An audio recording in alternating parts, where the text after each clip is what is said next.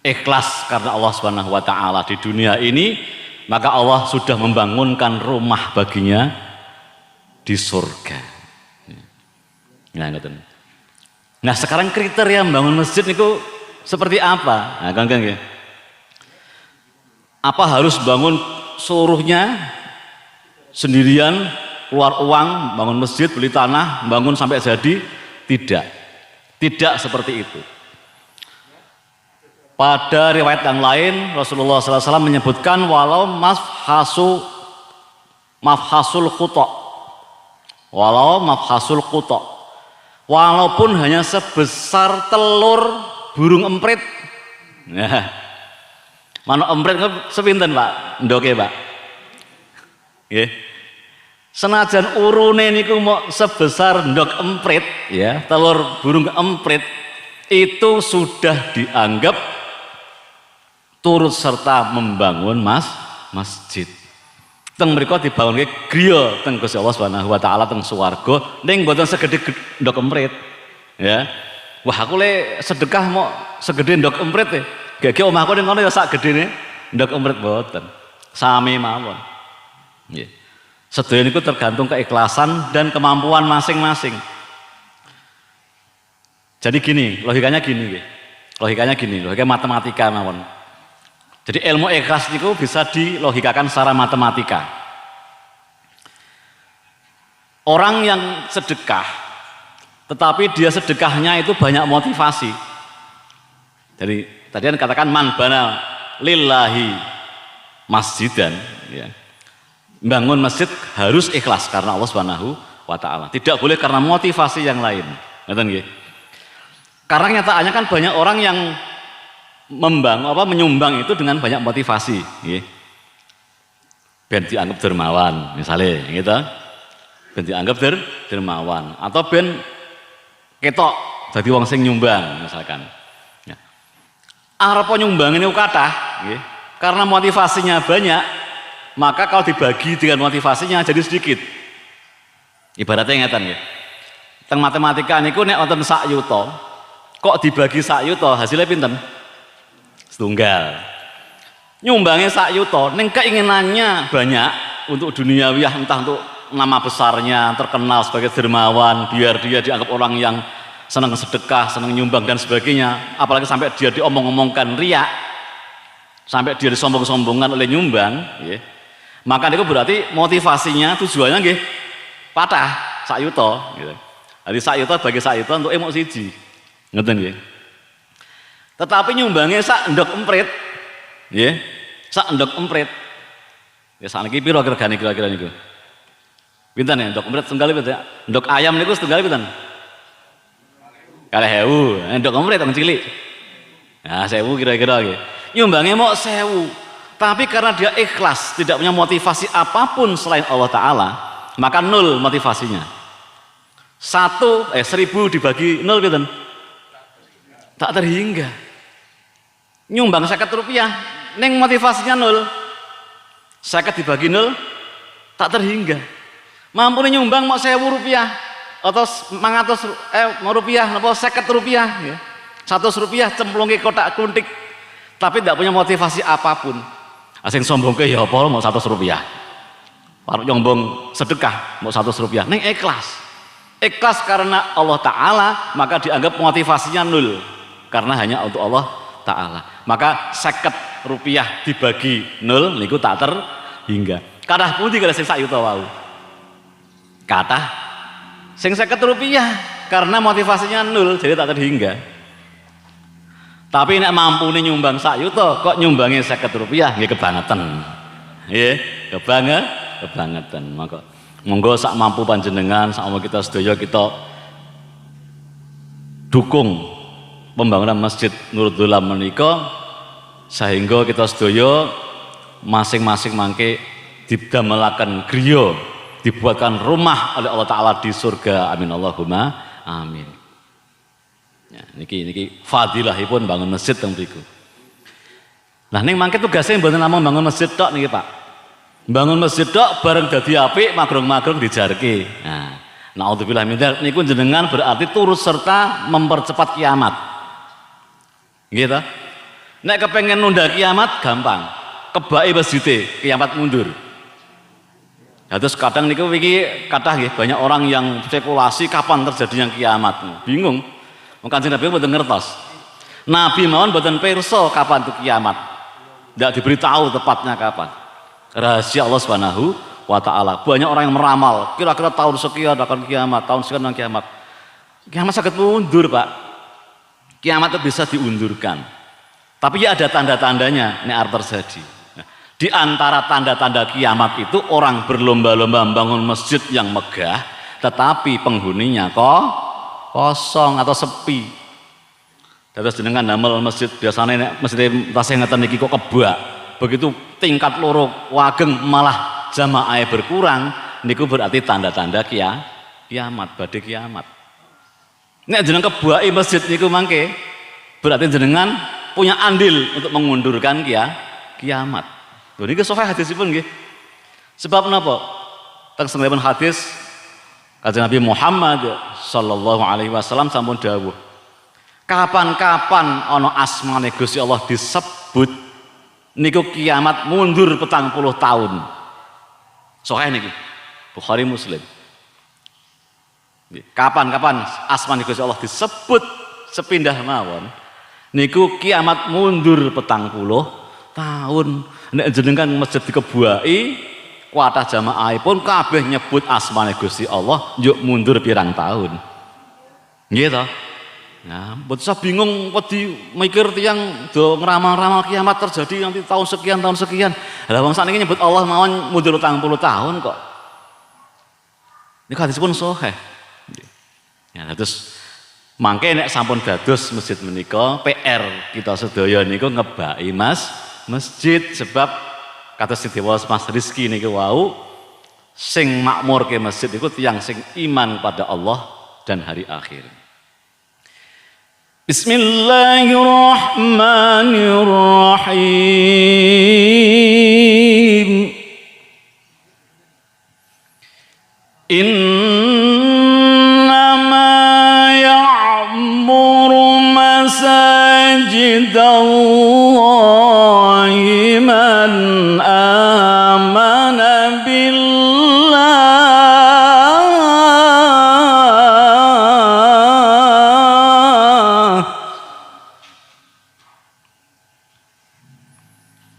ila akhirih. Innama ya'muru masajidallahi sak temene sing makmurke masjid Gusti Allah. Iku man amana billah wal yaumil akhir wa aqamas sholata wa ata zakata wa lam yakhsha illallah niku panjang wadah ning titik sing ngajeng mawon lah tak potong. Sesungguhnya orang-orang yang memakmurkan masjidnya Allah itu hanyalah orang-orang yang beriman kepada Allah, kepada hari akhir, yang mendirikan sholat, menunaikan zakat dan tidak takut pada siapapun selain Allah. Nah ini dikatakan di situ, nek tiyang ngoten niku mangke angsal pituduh, termasuk orang-orang yang mendapat petunjuk dari Allah Subhanahu wa taala. Yang teng masjid niku Pak, jangan dinyono elek, ndak boleh. Nggih. Walaupun nyatane wong teng masjid niku nggih macam-macam tujuane, gitu. Tetapi siapapun yang ke masjid tidak boleh dinyana buruk. Tidak boleh disangka buruk oleh siapapun. Rasulullah SAW bersabda, kalau kamu melihat orang yang ke masjid, ya, barang siapa yang melihat orang ke masjid, maka saksikanlah bahwa dia termasuk orang yang beriman.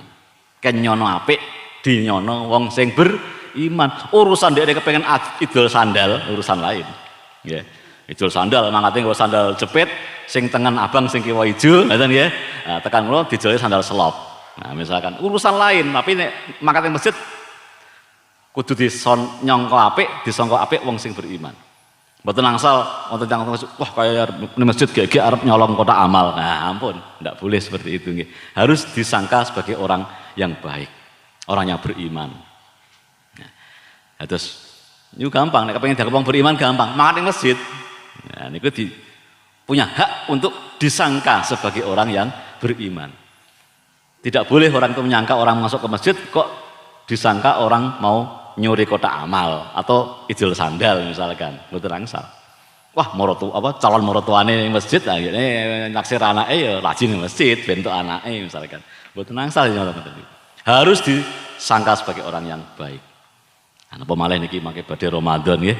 Badhe Ramadan semangat amalan sunnah niku ganjarannya lipat ganda sampai seperti amalan wajib. Nek dengan sedekah teng bulan Ramadan, nek di luar Ramadan niku sunnah, di dalam Ramadan dadi kowe wajib ganjarane. Lakon ini tetap sunnah, ganjarannya gede nih kayak ganjaran ibadah wajib. Luar biasa. Nek sing wajib tambah berlipat-lipat tak terhingga. Hanya Allah yang tahu bagaimana besarnya pahala beribadah di dalam bulan Ramadan. Nah, dengan piyambak niku seneng mboten ketekan Ramadan niki. Badhe ketekan tamu agung Ramadan niki artinya bungah napa susah? Bungah nggih. Bu. Bungah nggih, Bu nggih? Alhamdulillah. Berarti haram jasad jenengan kita sedaya niki kenging geni neraka. Ya, enak ta nggih. Saestu niki pun janji-janji Allah Taala dan Rasulnya niku wonten sedaya. Man fariha bi dukhuli ramadhana haramallahu jasadahu 'alan niron. Dawuh Kanjeng Nabi niki.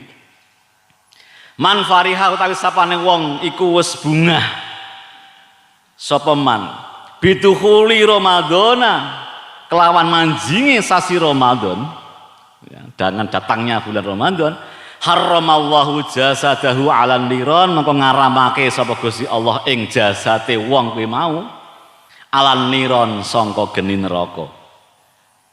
Jadi barang siapa yang hatinya merasa bahagia saja dengan datangnya bulan Ramadan, maka Allah mengharamkan badannya terkena api neraka. Tegesnya jenengan kita sedaya niku mangke insyaallah diselamatkan saking neraka, dipun lebetaken swarga. Amin Allahumma amin.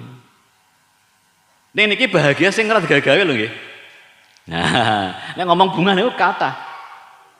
Ning bunga sing saestu dari lubuk hati yang paling dalam. Nah, niki yang tahu rahasianya kita semua. Kalau ngomong seneng tibake mboten saged mawon.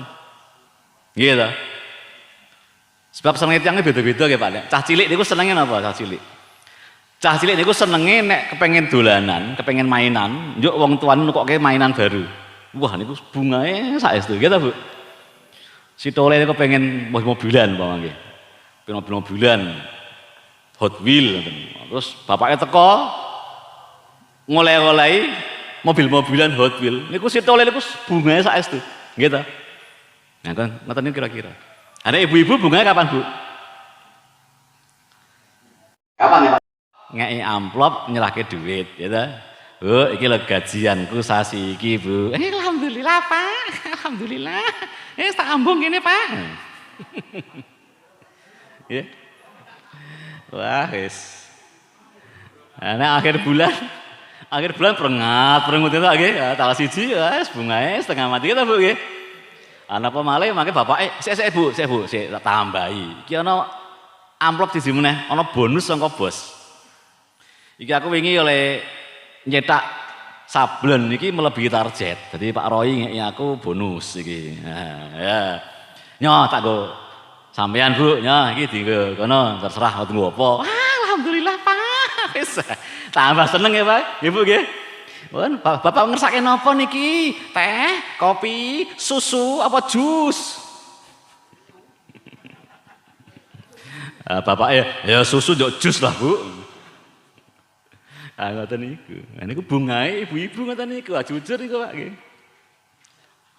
Anak bungae bapak kapan, Pak? Nek ibu-ibu nak pas gajian. Gajian hati kita. Apakah kita benar-benar sudah beriman ataukah belum? Nek beriman itu mesti hatinya seneng. Kesempatan. Makanya sebenarnya niki saestu niki mangke nek saged tahun ngajeng nek tahun niki dereng nggih, tahun ngajeng mangke dimulai. Sebenarnya orang itu untuk ancang-ancang Ramadan itu mulai Rejab, Bu. Nggih Pak nggih, mulai Rejab. Jadi bulan Rajab itu bulan menanam. Kebanyakan kita kan Ramadan mulai menanam. Ramadan nggih mulai sregep ngopo-ngopo, salate ora sregep, ngajine sregep, ya poso yang sembarange sregep. Ning sedurunge mboten. Nah niku krasane abot. Krasane abot. Paling-paling awal-awal semangat, makanya seminggu kelo-kelo. Seminggu mulai surut semangatnya. Yang benar itu mulai Rajab sudah mulai ancang-ancang, mulai tanam. Jadi kata Kanjeng Nabi, bulan Rajab itu bulan tandur, bulan menanam. Sa'ban niki bulan mengairi. Banyoni Bu, nek sawah niku ditandur bulan Rajab. Bulan Sa'ban niku saatnya untuk mengairi sawah. Ben tambah subur, ben tanamannya itu tukul. Nah, Ramadan niku saatnya panen. Jadi sing leres niku saatnya Ramadan itu justru saatnya kita memanen hasil jerih payah kita mulai bulan Rajab dan Sa'ban itu. Nah, akhirnya apa? Akhirnya ketika masuk bulan Ramadan, insya Allah terasa nikmat, terasa ibadah sangat ringan. Ini enteng, niku ancang-ancang mulai Rajab. Rajab mulai, makanya Nabi niku Rajab kalau Sa'ban kathah poso. Kanjeng Nabi itu kalau bulan Rajab dan Sa'ban akan banyak puasa. Sunahkan banyak puasa sebab ben Ramadane enteng. Ngoten nggih. Sebab menungso niku digodha gadah musuh besar namanya nafsu. Jadi ini cerita niki rahasia penciptaan manusia itu nggih. Sebelum manusia itu diciptakan seperti kita ini, Gusti Allah menyiapke software-softwarenya, aplikasi-aplikasinya. Nah, ben kok diinstalke teng menungso niku.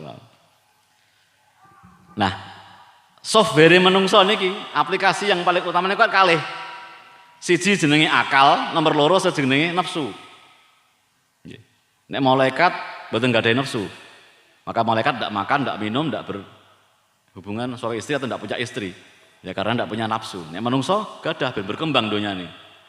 Maka aplikasi yang nanti ditanamkan di manusia itu ada akal dan ada nafsu. Sing pertama diciptakan itu nafsu, akal. Akal diciptakan dulu, dipanggil Allah Ta'ala. Hai akal, aqbil, menghadaplah ke sini akal. Ini cerita ini wonten kitab Durratun Nasihin, Mbak. Di kitab Durratun Nasihin cerita bahwa pada awal penciptaannya dulu itu sebelum manusia ada, Allah telah menciptakan akal dan nafsu. Akal dipanggil, hai akal aqbil, menghadaplah. Akal mau menghadap. Mau menghadap. Wes saiki mungkura, mundur. Mau mundur. Akal mau mundur. Suruh maju, suruh mundur. Ditanya oleh Allah Ta'ala, hai akal, man anta wa man ana. Hai akal, man anta sapa sira, wa man ana lan sapa ingsun. Allah Ta'ala menanya si akal di ini. Hei akal, kamu itu siapa? Aku siapa? Akal menjawab, anta Rabbi wa ana abduka dhaif. Anta Rabbi Gusti, jenengan niku pangeran kula, jenengan niku Tuhan kula. Wa ana abduka dhaif, dan saya adalah hambamu yang lemah. Ini jawaban dari akal. Maka Allah Ta'ala memuji akal. Belum pernah aku menciptakan makhluk semulia kamu. Nah, maka manusia itu jadi makhluk yang paling mulia karena punya akal. Mau mengakui Allah itu Tuhannya dan dirinya adalah hamba yang lemah. Ini aplikasi yang pertama. Saya dong ini, karena ada handphone kan saya paham loh. Ada handphone perlu dikai WhatsApp ra iso. Perlu dipasang Instagram, Instagraman ra iso. Nah, sebelum masuk ke dalam handphonenya ini kan mau diciptakan sih nih programnya Instagram kaya apa, WhatsApp kaya apa, kan ngeten iki sami ngeten iki. Jadi kira-kira nek bayangke ngeten niku lah gampangane. Handphone jenengan mbok instali Instagram, nah iso pasang foto, iso promosi dan sebagainya. Tapi di instali kupatipun paringi santen menawi wonten lepat nyuwun gunging pangapunten. Akhirul kalam wallahul muwaffiq ila aqwamit thoriq. Wassalamualaikum warahmatullahi wabarakatuh.